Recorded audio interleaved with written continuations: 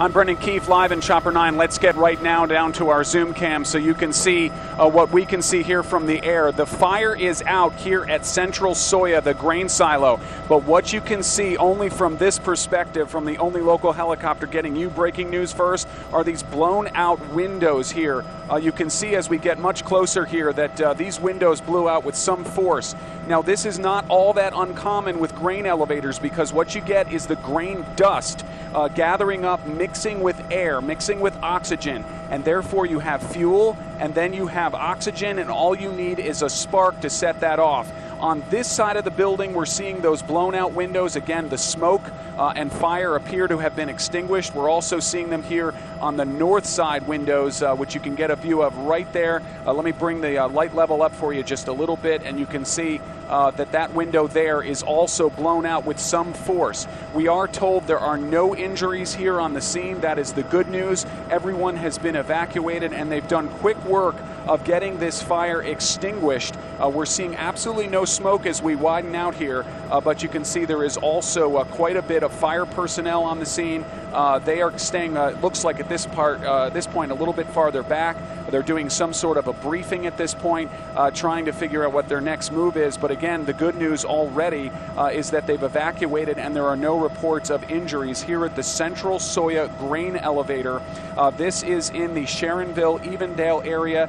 To orient you, if you know the area, this is south of 275. It is east of 75, so about a mile east of Princeton High School, but certainly far enough to not be any danger to any of the students who've just recently started school again. This is the view now from the east side of the building. You can see that the windows are blown out. No smoke coming out at this point, but you can also see what appear to be some water stains down the side of the building. It's not clear if those are from the firefighting today or if those are older stains, but clearly signs of a very forceful explosion here about 3/4 the way up.